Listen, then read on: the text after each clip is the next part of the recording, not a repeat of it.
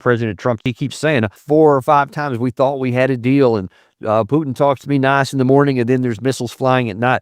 And when you look at the readout of what both sides have said about those calls, the most recent one I think was on July the 3rd, if I'm not mistaken, the Russians were always polite. Sergei Lavrov says that we're professional, we're diplomatic, and we're not going to engage in all this hyperbole and all this other stuff, but we're also very adamant on these are the conditions. So there's no evidence that Putin has ever said anything other than we'll stop fighting if these conditions are met. And when those conditions aren't met, he does what he said. He just keeps fighting. So I don't know why anyone would think they had a deal unless Trump on the phone agreed to the terms that Russia said and then didn't follow through. That's the only thing that would make any sense, which would be weird in a different way.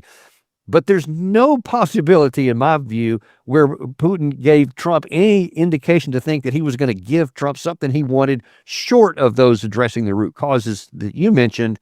And so I don't know why Trump keeps being surprised when his requirement for a 30-day unconditional ceasefire, which would only help the weaker side, isn't accepted by the stronger side. I mean, it's irrational, and yet that's just what we have. So it's hard to make sense out of all that.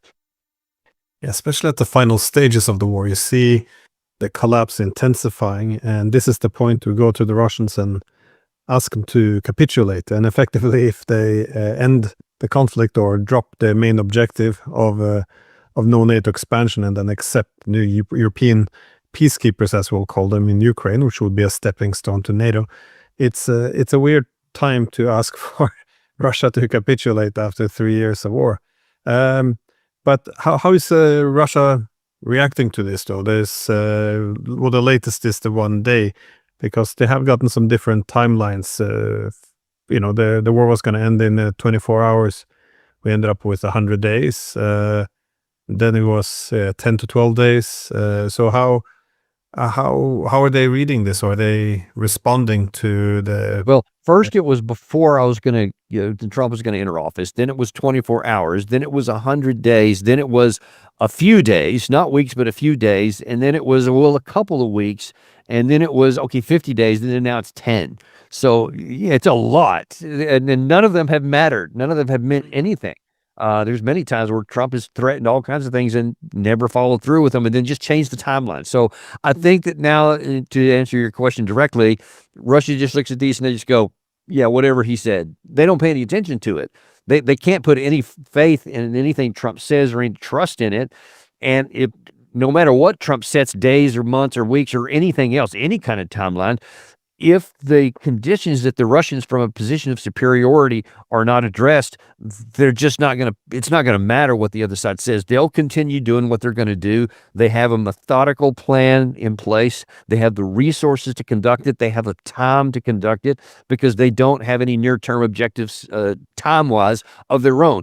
If there's a break in the Ukraine military in the next month or week or 10 days, then they'll react to that. If there's not, and if the Ukraine side continues this remarkable but ultimately suicidal strong fighting and continues to just lose slowly, Russia can do that too. They're willing to do whatever it takes to accomplish their long-term security. And that's what I think few in the West understand, is that they're not on a timeline. The Russians aren't. They're on an objective. And if it's done quicker, medium, or slow, it apparently doesn't matter to the Russians. They have the plan and the resources to conduct them all. It might speed up soon, though. You mentioned earlier these cities from Pokrovsk, Konstantinivka, Chasiv Yar, and Kupiansk. But these are all larger cities, which are looking that they're all going to fall. Well, Konstantinivka probably later than the others. But these are also not just big cities where you can build up a very critical force to move on, but they also are quite important logistics hubs. So, and afterwards, there doesn't seem to be that many front lines, or well, not front lines, but fortified defensive lines left before the. There are. I mean, you can make some. There are. I mean, Seversk is another one that's not far. Liman can potentially be fortified harder. And you look, and there's a number of geographic locations, river lines, etc. There's plenty of places you could defend from, so they can do it.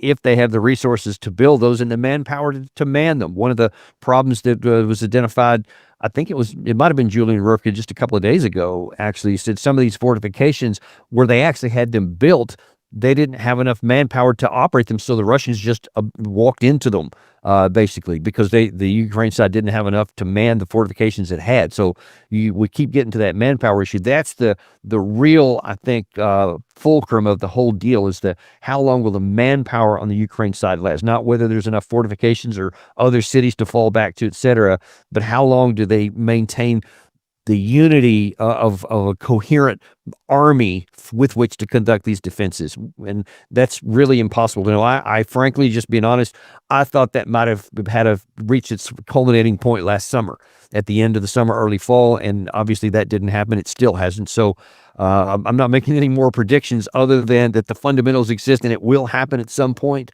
We just don't know what that point's going to be.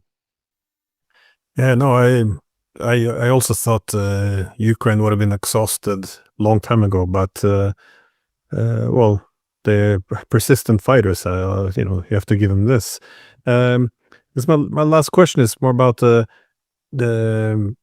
possibility of this deadline expiring and the United States actually engaging in some form of direct military actions against Russia. I ask because Lindsey Graham, he was making these statements that quite reckless, one could add, but he seems to be pushing for escalation.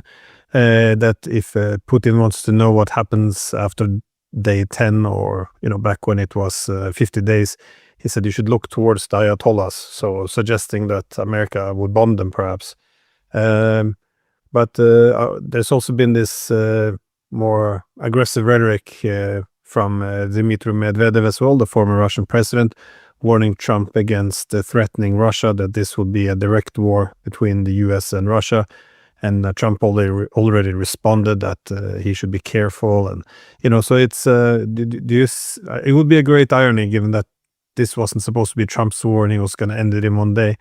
But he's taking more and more ownership. Do you think it's a possibility that this could result in a direct conflict?